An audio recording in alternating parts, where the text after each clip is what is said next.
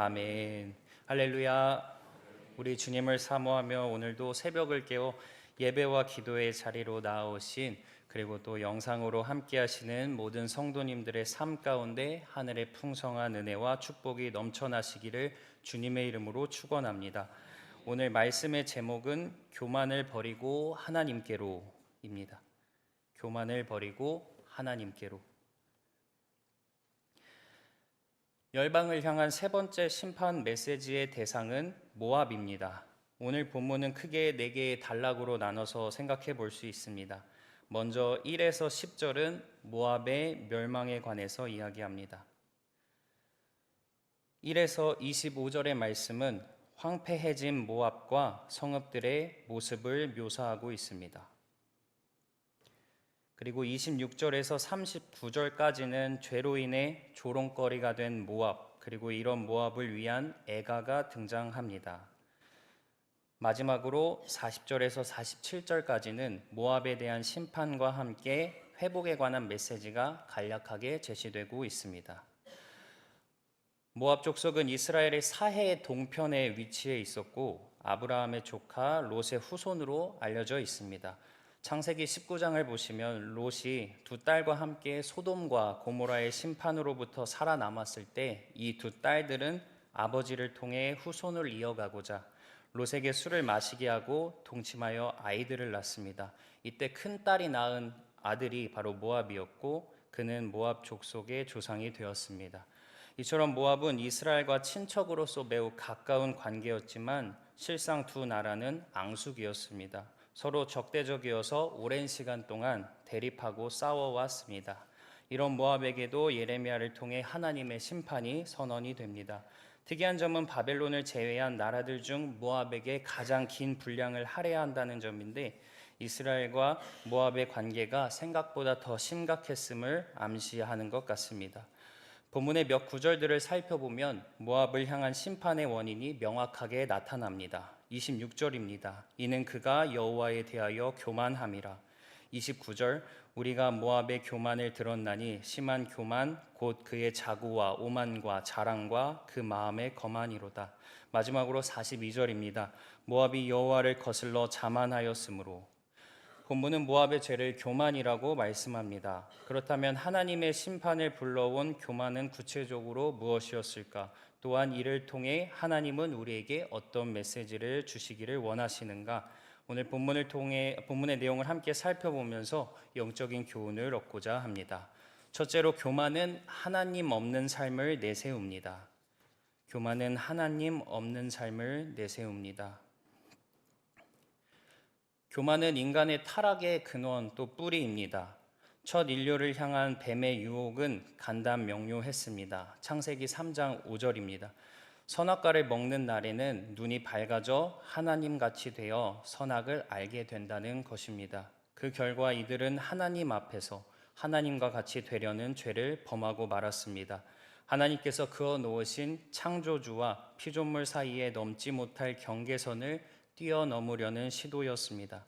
무한하신 하나님과 비교할 때 우리는 그저 한계를 지닌 유한의 존재에 불과합니다.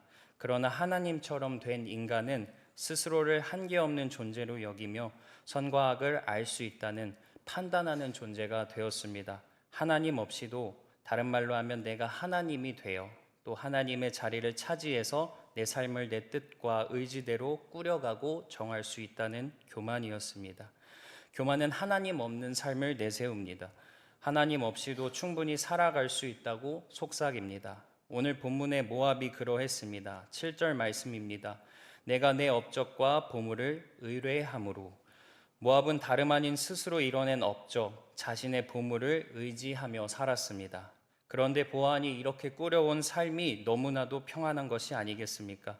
11절입니다. 모압은 젊은 시절부터 평안하고 포로도 되지 아니하였으므로. 실제로 모압 땅은 비옥해서 목축업과 포도 재배와 포도주 생산이 활발했으며 경제적인 풍요를 누렸습니다. 또한 본문을 보시면 그모스라는 단어가 여러 번 등장하는데 모압의 신입니다. 모압 족속은 이 그모스를 전쟁의 신으로 섬겼으며 그 뜻은 정복자입니다.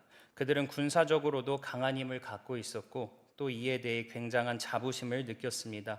14절을 보시면 스스로를 우리는 용사요 능란한 전사라고 칭하는 것을 볼 수 있습니다.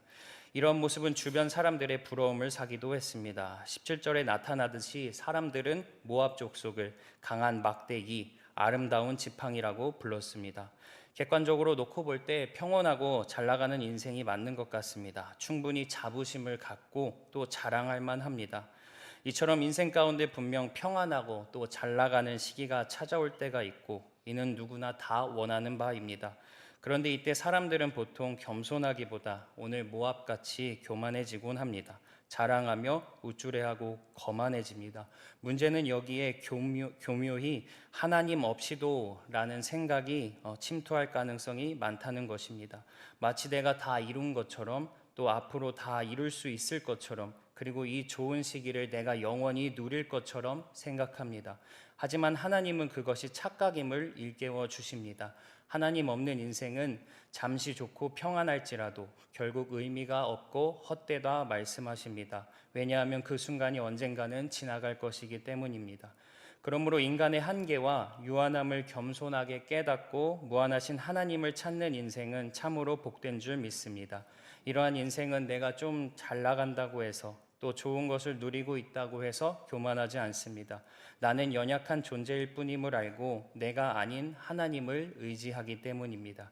또한 하나님께로부터 모든 것이 왔다고 믿기 때문입니다.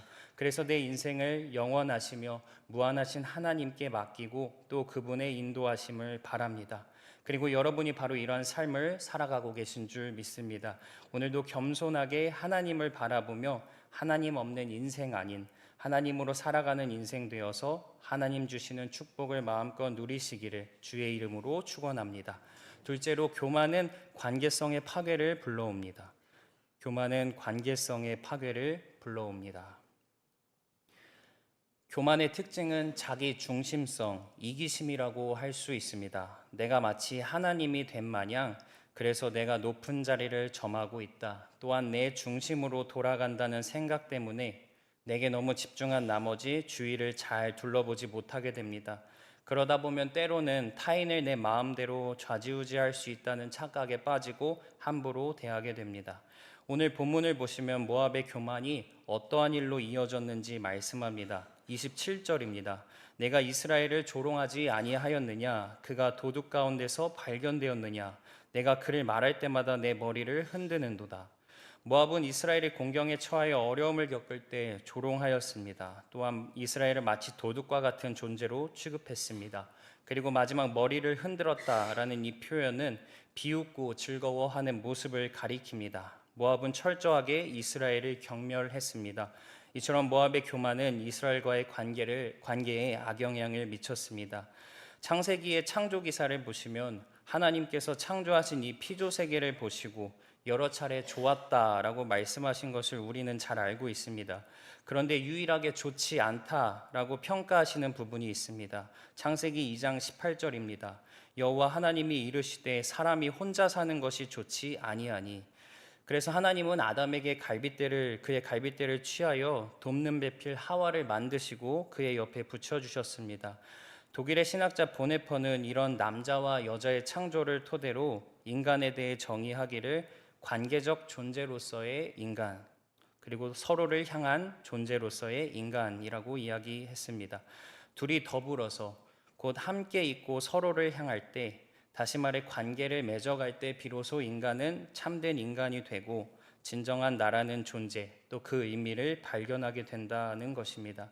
하지만 교만은 이런 사실을 우리에게 잊게 만듭니다. 나라는 존재 가운데 다른 누군가가 비집고 들어올 틈을 주지를 않습니다. 그리고 도리어 관계를 악화시킵니다. 타인을 향한 악감정, 악한 행위를 드러냅니다. 하나님은 이렇게 교만이 불러오는 이 관계성의 파괴를 모압 심판의 원인으로 삼고 계십니다. 반면 우리 주님께서는 우리에게 참된 관계의 모범을 보여주셨는데 언제나 우리 예수님은 사람들을 진심 어린 사랑과 긍휼과 연민의 마음으로 바라보고 대하여 주셨다는 것입니다. 모압은 교만하여 이스라엘에게 조롱과 비웃음과 경멸을 쏟아냈지만 우리 예수님은 동등한 위치, 동등한 시선으로 사람들의 아픔과 고통에 공감해 주시고 나아가 치유해 주셨던 것을 볼 수 있습니다. 뿐만 아니라 예수님은 하나님께 철저하게 순종하심을 통해 오늘 우리가 하나님과의 관계를 회복할 수 있는 길 또한 열어주셨습니다.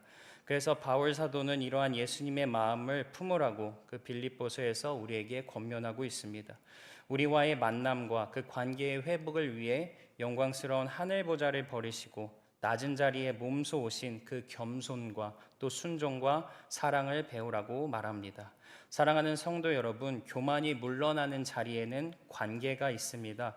오늘도 저와 여러분이 주님의 마음을 따라 겸손으로 나아가 하나님께 순종할 때, 또 그분의 마음으로 사랑할 때 우리가 맺어가는 모든 만남과 또 관계들이 든든하게 세워지고 살아나는 역사가 일어날 줄 믿습니다. 오늘도 이 귀한 은혜가 넘쳐나는 하루 되시기를 주님의 이름으로 축원합니다. 끝으로 교만이 패망임을 깨닫고 하나님께 나아가야 합니다. 교만이 패망임을 깨닫고 하나님께 나아가야 합니다. 우리가 너무나도 잘 아는 잠언의 말씀이 있습니다. 잠언 16장 18절입니다. 교만은 패망의 선봉이요 거만한 마음은 넘어짐의 앞잡이니라. 이처럼 모압에 대한 심판 메시지는 교만으로 인해 결국 패망한다는 사실을 우리에게 보여줍니다. 하나님께서 친히 무너뜨리실 것이기 때문입니다. 본문에는 교만한 모압의 행태들이 하나하나 꺾이는 모습들이 묘사되고 있습니다. 자기 자신을 의지하고 자랑하며 하나님을 거스른 교만, 또한 이스라엘을 조롱하고 업신여긴 교만함이 어떻게 무너지는지 나타납니다. 다시 7절을 보겠습니다. 내가 내 업적과 보물을 의뢰함으로 너도 정복을 당할 것이요 그모스는 그의 제사장들과 고관들과 함께 포로되어 갈 것이라. 자신의 업적과 보물을 의지하며 하나님 없이 살았던 삶의 결말은 하나님의 심판의 도구인 바벨론에 의한 멸망과 포로임을 가리키는 말씀입니다. 평안하고 풍요로웠던 그 시기는 끝이 났습니다. 특별히 그모스는 그의 제사장들과 고관들과 함께 포로되어 간다라고 이렇게 말씀하는데, 전쟁의 신으로 숭배했던 그모스의 그 무능함과 그들의 믿음이 헛됨을 나타냅니다. 하나님이 아닌 헛된 우상을 섬기는 일이 허무하다는 것을 보여주고 있습니다. 뿐만 아니라 그들이 자부했던 그 군사력 역시 바벨론에 비하면 아무것도 아니었음이 드러나게 됩니다. 그래서 13절은 모압이 그모스로 말미암아 수치를 당하리로다라는 말씀을 더하고 있습니다. 다음으로 본문 26절입니다. 모압으로 취하게 할지어다 이는 그가 여호와에 대하여 교만함이라 그가 그 토한 것에서 뒹굴므로 조롱거리가 되리로다. 모압에 대한 심판을 술에 취한 모습으로 묘사합니다. 술에 취하여 자신이 토한 것에서 뒹구는 모습이 어찌나 한심하고 우스꽝스럽습니까? 하나님은 이렇게 모압이 조롱거리가 되게 하신다고 말씀하십니다. 앞서 간략하게 말했지만 당시 모압은 포도주 산업이 발달해 있었고 이로부터 나오는 풍부함을 신뢰하고 또 교만했습니다. 그러므로 이 메시지는 포도주로 자만한 이 모압이 결국 그로 인해 술 취하여 멸망할 것이라는 풍자를 담고 있습니다. 또한 뒤에 이어지는 말씀이 아까 살펴봤던 27절로 모압이 이스라엘을 조롱했던 장면인데 이제는 상황이 역전돼서 모압이 조롱을 받게 된다고 선포합니다. 마지막 30절 후반부입니다. 그들의 교만과 자랑이 얼마나 의미 없는 것인지 보여주는 말씀입니다. 그가 자랑하여도 아무것도 성취하지 못하였도다. 이처럼 하나님의 심판은 교만 가운데 모압이 의지하였던 것, 자랑하였던 것이 모두 허무하게 무너지고 또한 자신이 했던 그 악한 행위를 돌려받게 된다는 것을 보여주고 있습니다. 유대교의 한 랍비가 이런 말을 했습니다. 교만은 항상 결국에는 인과응보가 된다. 교만으로 행한 모든 일들이 다시 내게 돌아와 안갚음이 되고 또 결국 삶을 무너뜨린다는 것입니다. 또한 이 랍비는 이런 말을 이어서 덧붙입니다. 세상 사람들이 자기 영광을 드러내기 위해 몰두할 때 이스라엘은 자신들의 성공을 하나님께 돌리며 자신들의 실패는 자신들에게 돌리는 문학을 낳았다. 하나님의 사람들은 하나님과 그분의 영광을 높여드리고 자신은 겸손하게 낮추는 삶을 살아가는 자들인 줄 믿습니다. 오늘도 우리가 이 말씀 가운데 스스로를 점검하며 결단하기를 원합니다. 교만이 패망임을 깨닫게 하여 주옵소서. 그리고 교만을 버리고 하나님께로 나아가게 하옵소서. 하나님 앞에서 낮아지게 하시고 하나님만을 높여드리게 하옵소서. 이것이 오히려 우리가 하나님 안에서 더욱 강건해지고 또 잘 되는 길인 줄 믿습니다. 이러한 믿음으로 오늘도 승리하시는 저와 여러분 되시기를 주님의 이름으로 축원합니다. 사랑의 하나님, 때로는 우리가 교만하여 하나님 없이 살아가려는 욕망에 이끌려 살 때가 얼마나 많은지 모릅니다. 이 시간 우리의 연약함을 긍휼히 여겨주시고 우리의 삶을 인도해 주시옵소서. 특별히 그리스도 예수로 말미암아 죄인된 우리를 살리시고 하나님과의 관계를 회복시켜 주신 은혜에 감사하게 하시고 그 받은 은혜에 대한 기쁨과 감사로 겸손하게 하나님께 순종하며 이제는 나아가 예수의 마음을 품고 사랑하며 모든 관계를 살려가는 화목의 역사를 이루게 하여 주옵소서. 교만의 끝이 패망임을 깨닫고 철저하게 하나님만 의지하며 나아갈 수 있도록 우리의 발걸음을 인도하여 주옵소서. 이 시간 마음의 정성을 다해 주님 앞에 예물 드리는 손길들 기억하시고 기뻐 받아주실 줄 믿습니다. 하늘의 신령한 복과 땅의 기름진 것으로 충만하게 채워주시고 더 나아가 모든 것을 하나님께 맡겨드리는 믿음 또한 허락해 주옵소서. 또한 간절히 주님께 올려드리는 간구와 기도의 제목들이 있습니다. 주님께서 응답해 주셔서 주님의 살아계심 우리가 날마다 체험하게 하시고 우리 안에 감사와 기쁨의 고백들이 넘쳐날 수 있도록 인도하여 주시옵소서. 우리 구주 예수 그리스도의 이름으로 기도합니다. 아멘.